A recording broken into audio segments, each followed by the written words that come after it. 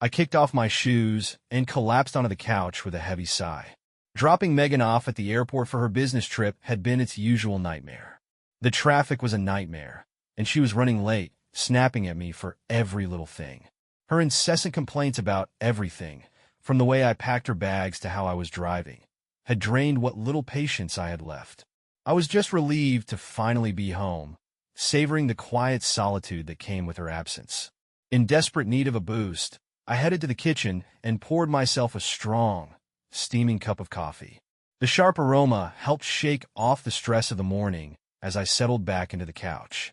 Laptop perched on my knees, I began scrolling through my emails, hoping to decompress before figuring out dinner. Most of it was the usual junk, work updates, ads, and pointless reminders, but one email stopped me cold. The subject line from Megan's boss, Ryan, practically leapt off the screen. "Can't wait to see you." What the hell? I muttered aloud, my face twisting in confusion and unease. I clicked on it, my hands trembling slightly as the email opened. What I read made my stomach churn with revulsion. "Hey sexy," the email began. "Just a reminder for your flight today. Go commando under that skirt of yours. Leave your underwear at home for me. Oh, and don't forget to pack that sheer black bra I bought you. Can't wait to get you alone in the hotel room later for our business meetings." I slammed the laptop shut as bile rose in my throat, the words replaying in my mind like a twisted echo. My wife, Megan, and her boss, cheating on me, flaunting it so boldly. The rage that surged through me was almost unbearable, mixed with a sickening sense of betrayal. For a moment, I tried to reason with myself. This had to be some kind of prank, maybe a spam email. But deep down, I knew better. Swallowing hard, I forced myself to open Megan's email account again, dread pooling in my stomach. I scrolled through her inbox and then into her sent messages, searching for something, anything that would prove me wrong. That's when I stumbled across a folder labeled Simply Personal. With a click, my worst fears were confirmed. The folder was a goldmine of filth. Message after message exchanged between Megan and Ryan. It wasn't just the occasional flirtation. It was a full-blown affair, documented in disgusting detail. They'd been meeting up in hotels, sending each other explicit messages, and trading nude photos like a pair of horny teenagers. My hands trembled as I read through their exchanges, each one like a dagger to the chest. "I can't wait to bury my face between your thighs later, baby. The diamond earrings are just a small token of how much I adore you. Meet me at the Hyatt at 3 p.m. The black Prada purse you wanted is already in the room." Their messages were sickening, but I couldn't stop reading, each word making the betrayal more inescapable. Numbly, I hit the print button on my laptop. Page after page of incriminating evidence spewed from the printer, the stack growing higher with every agonizing second. By the time the printer ran out of ink, the living room was littered with proof of Megan's infidelity, a sordid paper trail of the lies she'd been feeding me. Grabbing a beer from the fridge, I cracked it open and chugged it in desperate gulps, trying to numb the storm of emotions tearing through me. Anger, humiliation, and heartbreak swirled together, making it impossible to think straight. The bitter taste of the beer did little to drown out the bitterness I felt inside. As I sat there, surrounded by the damning evidence of Megan's betrayal, my eyes landed on her photo, her smiling, deceitful face mocking me from across the room. The shrill ring of my phone snapped me out of my daze. Her name flashed on the screen, Megan's cheerful face popping up like nothing was wrong. I clenched my jaw, rejecting the call at first, then reconsidered. I didn't want her to suspect anything. Not yet. Steeling myself, I answered on the second ring. "Hey, babe," I said, forcing a tone of casual indifference. "What's up?" "Oh, my God, the flight was awful," she began, her voice chirpy and carefree. She prattled on about delays, the rude flight attendants, and how the hotel got her room wrong. I barely heard a word she said, too consumed by the images of her betrayal. My eyes kept drifting to the printed emails scattered across the coffee table, each one another slap in the face.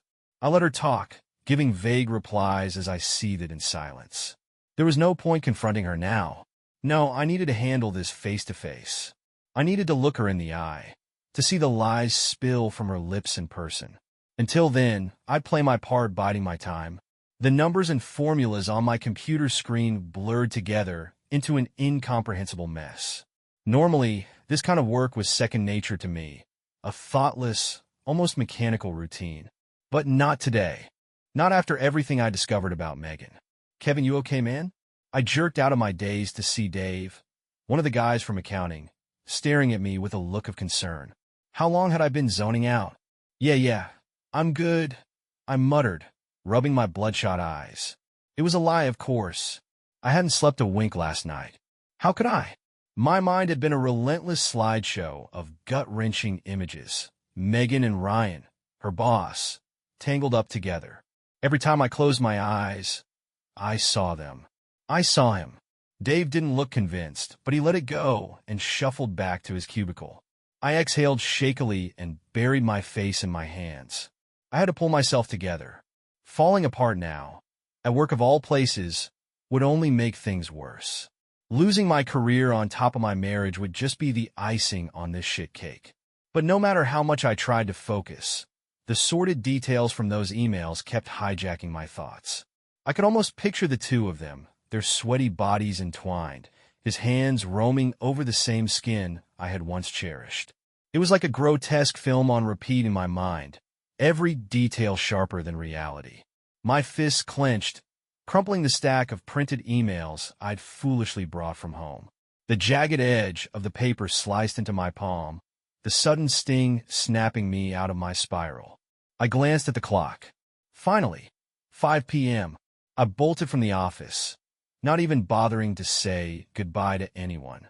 On the drive home, I tried calling Megan's hotel room a few times, but the phone just rang and rang. No answer. My foot pressed harder on the gas as frustration bubbled inside me. When I pulled into the driveway, her car was there, sitting smugly like nothing had happened. Of course, she'd come home while I was stuck at work, probably feeling safe in her little fantasy world where I didn't know anything. I killed the engine and took a deep breath, clutching the stack of emails tightly in my hand. I couldn't put this off any longer. The second I stepped inside, I slammed the door hard enough to rattle the walls. Megan was in the kitchen, casually sipping a glass of white wine, looking as calm and composed as ever. "Oh, hey, babe. You're home early," she said brightly, as though nothing was wrong. I didn't let her finish. With a flick of my wrist, I hurled the printed emails across the room, the pages fluttering down around her like a damning snowstorm of betrayal. Her face drained of all color as she stared at the incriminating evidence littering the floor. "I can explain," she stammered, her voice trembling. "Explain?" I snarled, taking a step closer. "Explain what? That you've been screwing your boss behind my back? That you've been lying to me every single day of our marriage? Go on, Megan. Explain that." She didn't even try to deny it. Her gaze dropped, and her voice came out small, almost rehearsed. "It's not like that, Ryan. He can give me the kind of life I deserve." I laughed bitterly, the sound sharp and hollow. "The life you deserve? You mean being someone's glorified side piece? How noble." Before she could respond, her phone buzzed on the counter. Ryan's name lit up the screen, his call perfectly timed to twist the knife even deeper. "Don't bother answering." I spat, venom dripping from every word. "In fact, don't bother with anything. Pack your shit and get out." She blinked at me, stunned.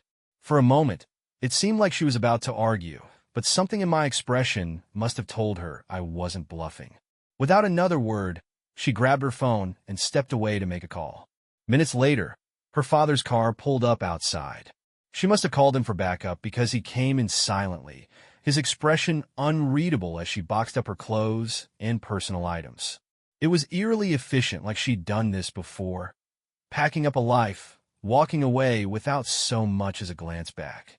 An hour later, she was gone, taking her betrayal and my shattered trust with her. The silence that followed was deafening. I looked around the wreckage of my home, the home we'd built together, and felt a fresh wave of despair crash over me. The rest of the night was a blur of alcohol and broken glass. I drank until my pain dulled into numbness, shattering bottles when the anger became too much to contain. At some point, I passed out on the couch, only to wake up hours later to the harsh light of morning stabbing into my eyes. My mouth was dry as sandpaper, and my head pounded with a brutal hangover. Groaning, I reached for the nearest bottle on the table, uncaring of what it was. The sharp taste of whiskey hit my tongue, but I forced it down, desperate for anything to drown out the ache in my chest.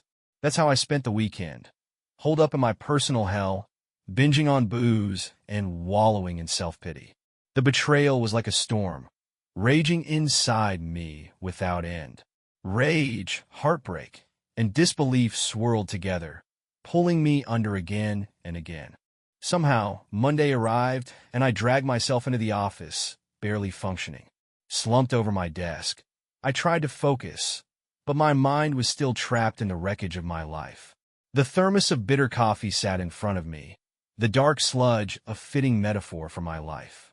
I was trying, unsuccessfully, to piece the fragments of my shattered existence back together when an email pinged in my inbox. It was from Megan's lawyer.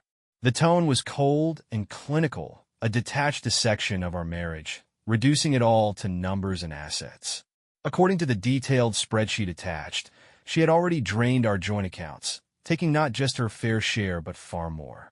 I let out a hollow, mirthless laugh as I scrolled through the settlement terms. Fair share? She'd taken way more than that. Greedy didn't even begin to cover it. Not that it mattered. Truthfully, I'd have handed over every last penny if it meant escaping this nightmare unscathed. With a resigned sigh, I started checking the boxes, signing away the house, the cars, the retirement funds. What was the point of fighting it? If surrendering all of it meant I could rid my life of her for good, I'd gladly pay the price. Over the next few weeks, I threw myself into erasing every trace of Megan from my home. Our wedding photos? Gone. The nickname she used to call me? Dead to me. Her toothbrush, her robe, the overpriced lingerie she used to parade around in to tease me. They all went into boxes destined for the garbage. Every last piece of her life that had infected mine was purged. Then one day, her brother, Michael, showed up. He had a solemn look on his face, and for a moment, I wondered if he had come to defend her. We had been close once, but that felt like a lifetime ago. I know this is hard to hear, he began, hesitating and not quite meeting my eyes. But Megan, she said she doesn't regret leaving you. Not for a second. I clenched my jaw, his words stabbing into my already bruised heart. So, she had no remorse. Not even a shred of guilt for the wreckage she left behind. Before I could say anything, Michael continued. She told me you were just her starter husband, he admitted, wincing as though saying it hurt him as much as it hurt me. A wave of rage surged through me, white-hot and blinding, but it fizzled out just as quickly, smothered by the ever-present sadness I now carried. I wanted to scream, to cry, to punch something, anything, but I didn't have it in me. The emotional exhaustion was too much. I'm sorry you had to hear it like this, man, Michael said softly. For what it's worth, I know she loved you once.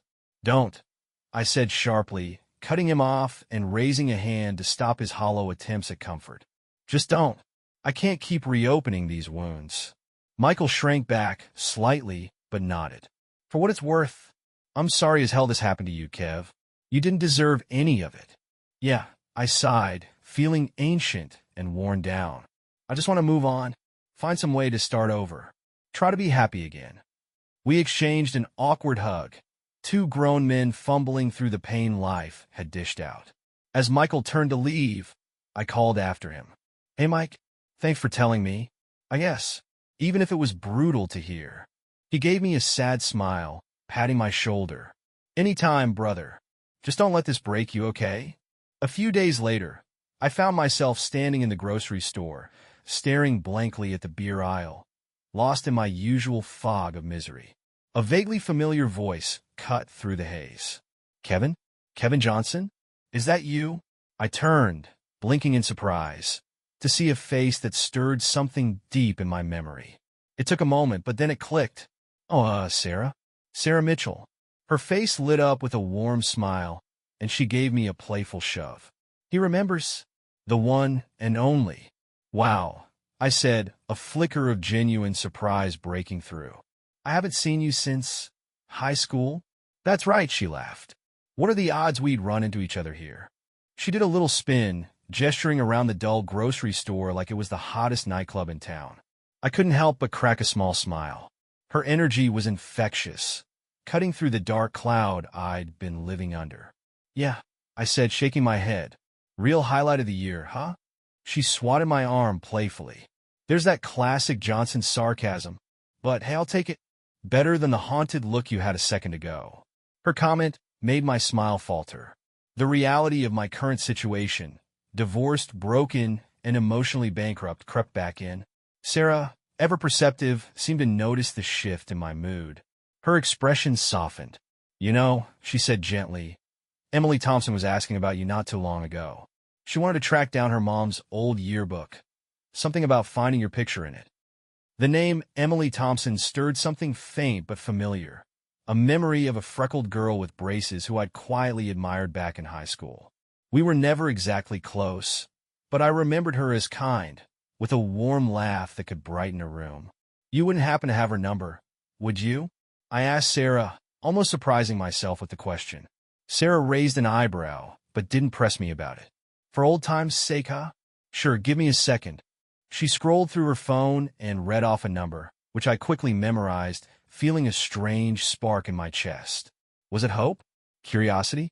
I wasn't sure, but it was the first flicker of something other than pain I'd felt in weeks. Thanks, Sarah, I said, genuinely grateful. She pulled me into a warm hug, one that felt more like a mother comforting a child than an old friend reconnecting. Maybe she sensed how much I needed it. You too, Kev. And hey, she added, holding my shoulder so I had no choice but to meet her sincere gaze. Whatever you're going through, it gets easier. I promise. I nodded, unable to trust my voice, and watched as she disappeared into the crowd of shoppers. Her words lingered, though, as I sat in my car, staring at the number scribbled on a receipt in my hand. Before I could second-guess myself, I dialed it. Hello. The voice on the other end was warm, instantly familiar, though deeper and more mature than the one I remembered. Hi, Emily.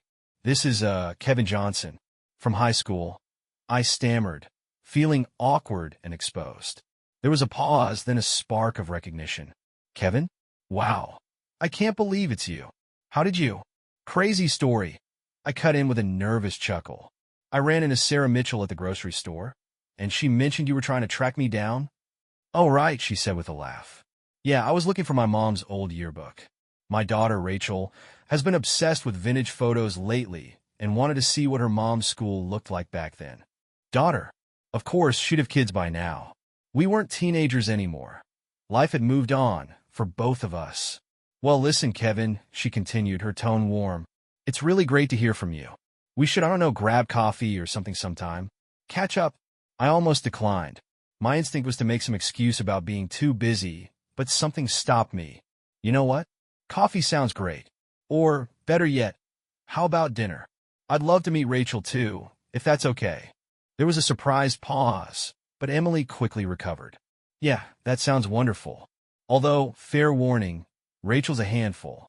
I think I can handle it, I said, surprising myself with the confidence in my voice. How about tomorrow night? We made plans to meet at a cozy family restaurant downtown. After hanging up, I tossed my phone aside and started the car, feeling something unfamiliar flutter in my chest. Excitement? Hope? For the first time in months, the thought of tomorrow didn't feel like a burden. The next evening, I pulled into the restaurant parking lot, nerves clawing at my chest. You could do this, I told myself. It's just dinner, just old friends reconnecting. Inside, I spotted Emily right away, seated at a booth in the back with a bespectacled little girl whose twin pigtails bounced as she turned to look at me. Emily waved me over, her face lighting up with that same warm smile I remembered so well. She rose to greet me with a slightly awkward hug. Kevin, it's so great to see you. You haven't changed a bit. I laughed, shaking my head. Something tells me that's not quite true anymore. Emily chuckled, then turned to her daughter. Rachel, this is Kevin. He's an old friend of mine. The little girl eyed me cautiously, her gaze sizing me up. Hi, she said softly, her voice barely above a whisper. And you must be Rachel, I said, crouching a little to meet her at eye level. Nice to meet you. Your mom's told me a lot about you. Rachel blinked at me, then nodded shyly, her hands clutching the edge of the table. Emily smiled and ruffled her hair. Don't mind her, she said. She's just being her usual cautious self around new people. Give her 5 minutes, and she'll be chatting your ear off. Sliding into the booth across from them, I was struck by how normal this all felt. The chaos and heartbreak of the past weeks faded into the background, replaced by an unexpected sense of calm. It was like sitting down with family, even though we hadn't seen each other in years. As the server came by to take my drink order, I glanced across the table and caught Emily's gaze. She was smiling warmly, her expression soft and open, and for the first time in what felt like forever, I let myself smile back. Emily gave me a little wink, mouthing, "It'll be okay." Somehow, that small gesture loosened the tight knot in my chest. For the first time in what felt like forever, I could breathe again. Maybe, just maybe, there was still a glimmer of hope for me. The days began to blur together as I tried to adjust to my new version of normal, or as close to normal as life could be now. The house felt quieter, emptier, and lonelier without Megan, but also calmer, almost peaceful in its own way. In the evenings, I took to working through a stack of old, dog-eared books I'd never found time for before. Anything to keep my mind occupied and away from spiraling into the dark places it wanted to wander. Sometimes, I'd meet up with the guys from the office to catch a game or grab drinks. Small, tentative steps toward reclaiming some semblance of a social life. It was during one of those laid-back happy hours that Dave dropped the bombshell. "You hear about Ryan?" he asked, leaning in as if he were about to reveal state secrets. I raised an eyebrow. "No, what about him?" "Wrapped his BMW around a tree after leaving a club. Drunk off his ass. Reports say he died instantly." Dave paused, his tone growing even lower. "Oh, and get this, Megan was in the car with him. She's in the ICU. Pretty rough shape." The group fell silent, all eyes shifting toward me with a mix of pity and morbid curiosity. I stared at my drink, my emotions a tangled mess. On one hand, there was a dark, bitter satisfaction in knowing that Ryan had finally gotten what he deserved. Poetic justice at its cruelest. But another part of me, the part that still stubbornly loved Megan despite everything, felt hollow at the thought of her fighting for her life. Before I could fully process the emotional whirlwind, my phone buzzed. It was Megan's parents, their voices taut with worry. They begged me to come to the hospital, pleading like I still owed them something. Every fiber of my being wanted to say no, but I found myself agreeing anyway. Maybe it was curiosity. Maybe it was a misplaced sense of duty. I wasn't sure anymore. The woman I found in that sterile hospital room was almost unrecognizable. Her body was swathed in bandages, her once radiant face bruised and swollen. Tubes and machines surrounded her, the sound of her shallow breathing unnervingly loud in the silence. When she finally opened her eyes, they went wide with panic, darting around the room until they landed on me. "Kevin," she croaked, her voice barely audible. Her hand weakly reached toward me, trembling. "Where were you? Why didn't you come sooner?" I opened my mouth to respond, to remind her of the betrayal she had left in her wake, but the words refused to come. In that moment, she didn't look like the heartless woman who had shattered me. She looked like a scared, lost child. I'm here now," I murmured, my voice barely steady. I reached out and took her hand, giving it a light squeeze. "It's okay, Megan. I'm here." She seemed to relax at that, her eyes fluttering closed as she drifted back into unconsciousness. I stood there for what felt like an eternity, my own eyes stinging with hot tears I didn't fully understand. The ache in my chest was unbearable, too many conflicting emotions battling for dominance. When I finally left the hospital, I was an emotional wreck, my mind and heart pulled in a dozen directions at once. I needed clarity, a lifeline, someone who could remind me what it felt like to feel grounded. Without overthinking, I picked up my phone and called Emily. "Kevin, is everything okay?" she asked, her voice warm with concern. I let out a shaky breath, struggling to keep my voice steady. Can you meet me for dinner tonight?" I need to see you." There was a slight pause on the line, but she didn't hesitate. "Of course. Same place as before." When I arrived at the restaurant, I wasn't sure what I expected, but the warm hug Emily greeted me with melted some of the tension in my chest. She didn't ask prying questions or make me explain the turmoil I was going through.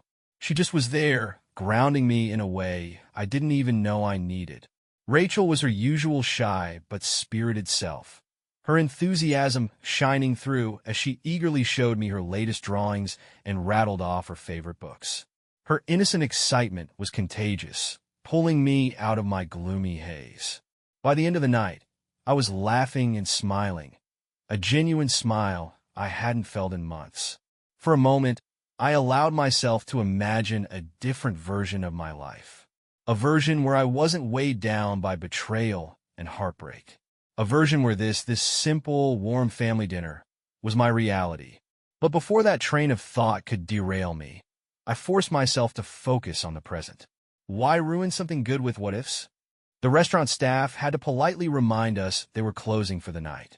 I walked Emily and Rachel to their car, crouching down to give Rachel a high five and promising her that we'd visit the zoo together soon. The little girl beamed at me, her excitement infectious. "Thank you for tonight," I murmured to Emily, suddenly very aware of how close we were standing. "I really needed this." "Of course," she replied with that easy smile of hers, her eyes crinkling at the corners. "What are friends for?" Friends. The word hung in the air, heavy with unspoken possibilities. There was something in her tone, in her gaze, that hinted at the tantalizing promise of something more. But before I could dwell too long on the dangerous territory of what-ifs, Emily pulled me into one last warm hug, then nudged me toward my car with a playful wave. I watched them drive off, feeling lighter than I had in months. Maybe, just maybe, this was my chance to finally move forward, to start fresh with people who wouldn't rip my heart apart. As I pulled into my driveway, I was still smiling to myself, already making mental notes for the zoo trip with Rachel. But the moment I stepped through my front door, that fragile hope shattered. Sitting on my couch in grim silence were Megan's parents. Her mother looked like she hadn't stopped crying in days, her father holding her in a protective embrace. "Kevin," her father began, his voice rough with fatigue and sorrow. "We need to talk. It's about Megan." It felt like being dunked into ice water.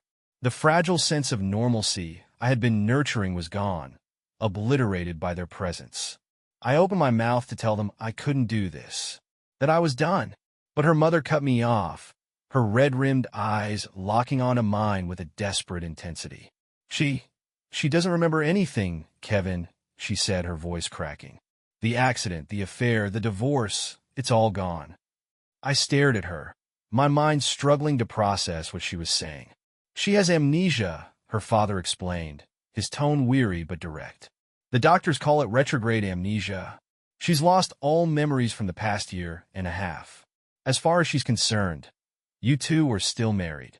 A cold, hollow sensation settled in my stomach. Of course this would happen. Just when I was starting to rebuild, the universe found another way to throw my life into chaos. "We know it's unimaginable to ask," her mother said, leaning forward to clutch my hand. Her grip was trembling, but her desperation was steady. "But please, Kevin, you're the only one who can help her. You have to help her remember." I jerked my hand away like I'd been burned.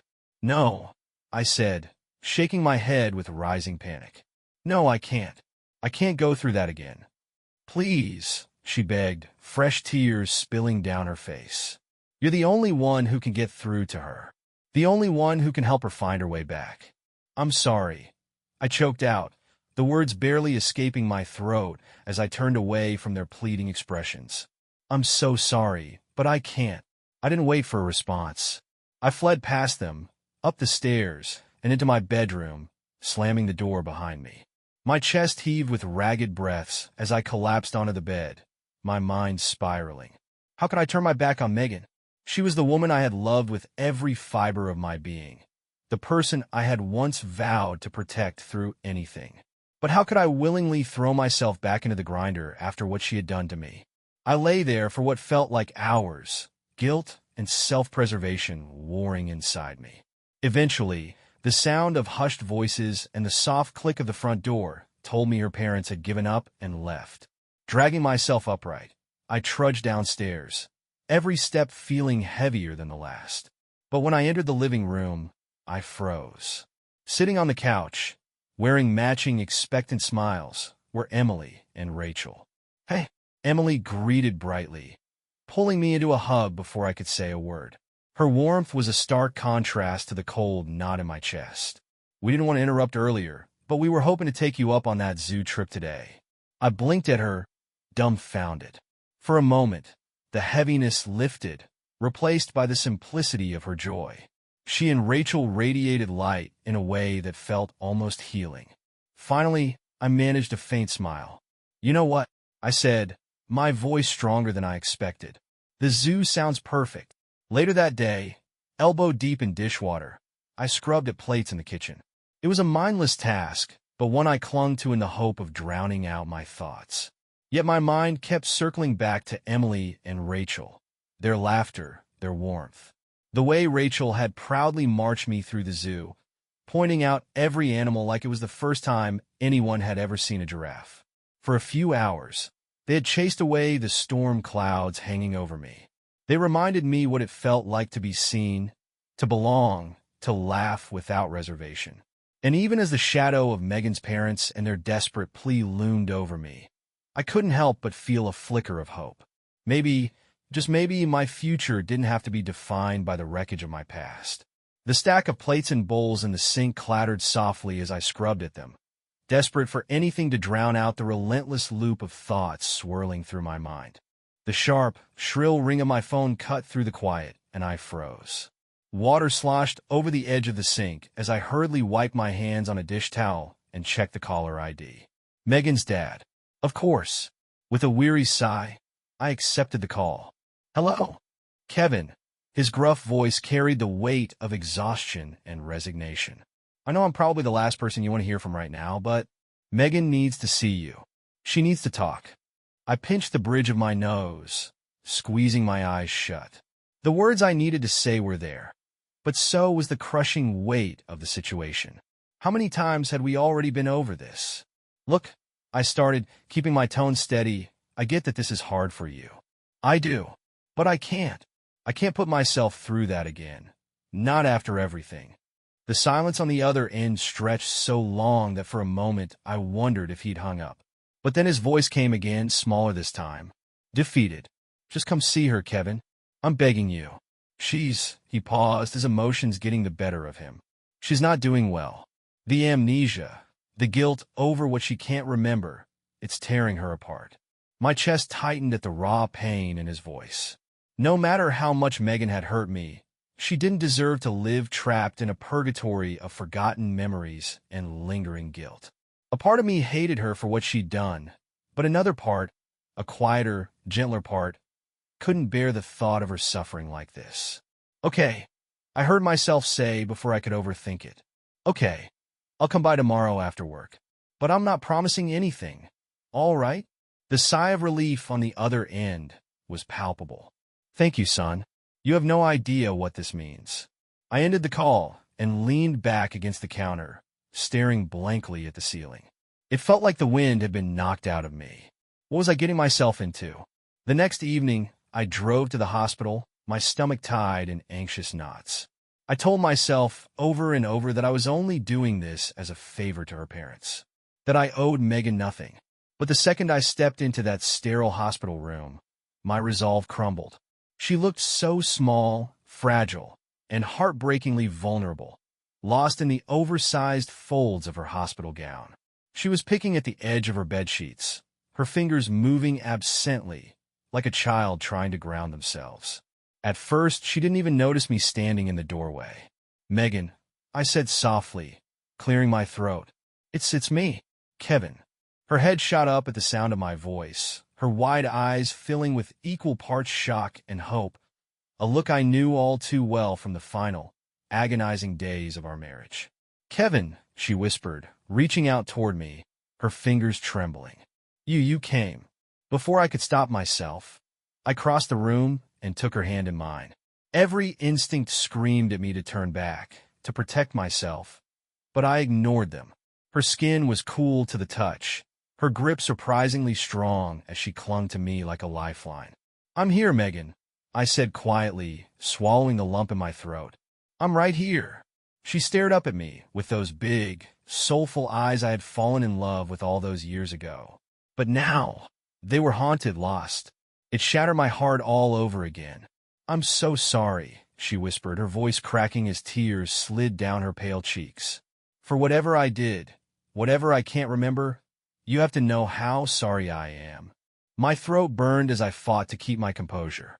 This wasn't the woman who had betrayed me, the one who had ripped my heart out and stomped on it. This was the Megan I had once loved, the woman I had built a life with. "I know," I murmured, squeezing her hand gently. "I know you are."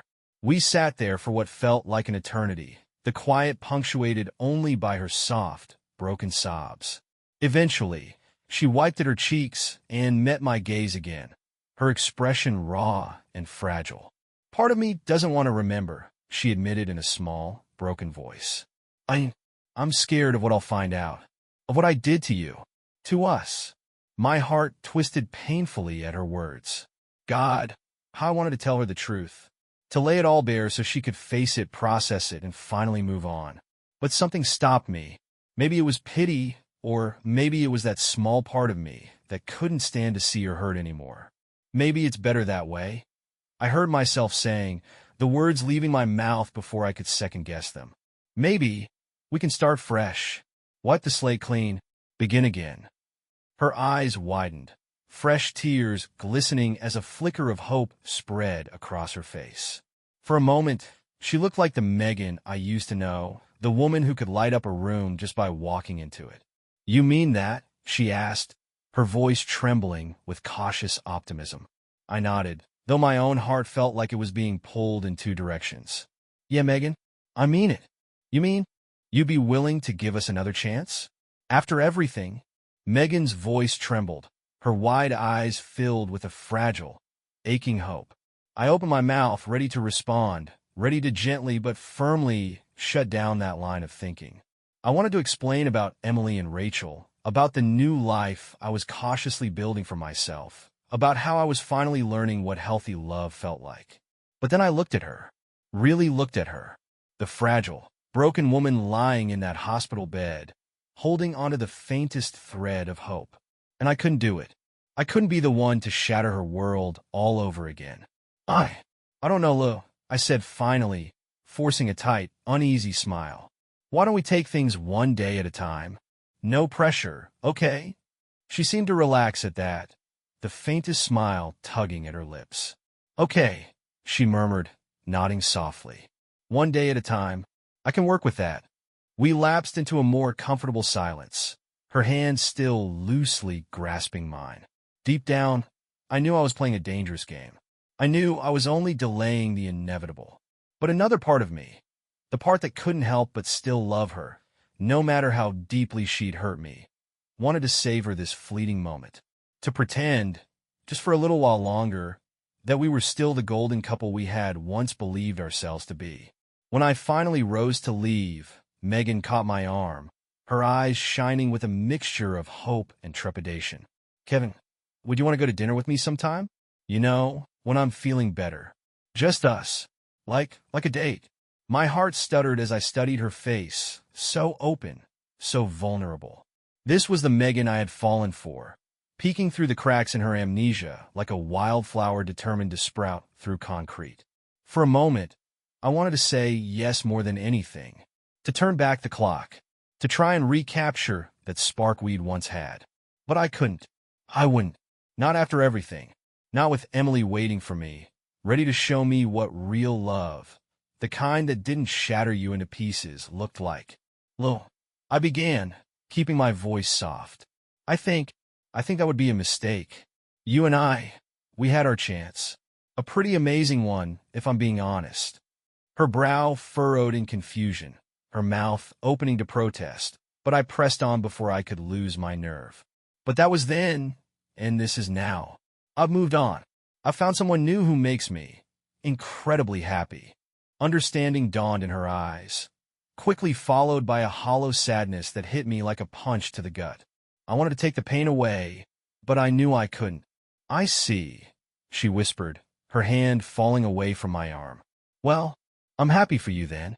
Truly." It was a lie, and we both knew it, but I didn't have the heart to call her out. With one last lingering look, I turned and headed for the door, fighting back the lump rising in my throat. "Kevin." Her voice stopped me in my tracks.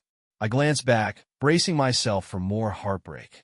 But she just offered me a brave, trembling smile, a final gift from the woman I had loved despite everything. "Thank you for giving me another chance, even if it was just for a little while." I couldn't find the words to respond, so I gave her a somber nod before walking away. The harsh fluorescent lights of the hospital hallway felt jarring after the heaviness of that room. By the time I reached the parking lot, my breath was coming in ragged bursts, the weight of our conversation finally crashing down on me. I had been so close, so goddamn close, to slipping back into the undertow after fighting so hard to stay afloat. The crisp autumn breeze carried the faint sound of laughter as I straightened my tie, taking one last look in the mirror.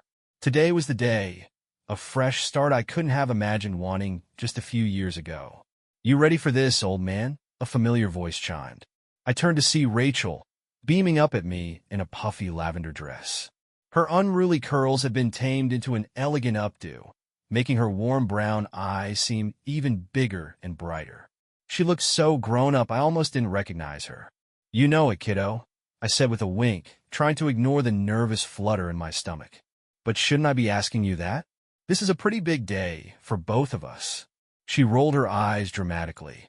"Please, I've got this. You're the one who looks like you're about to puke." I laughed, shaking my head. She wasn't wrong. Moments later, Emily appeared in the doorway, breathtaking in her ivory gown. She caught my gaze, her smile lighting up the room. In that moment, all the nerves and doubts melted away.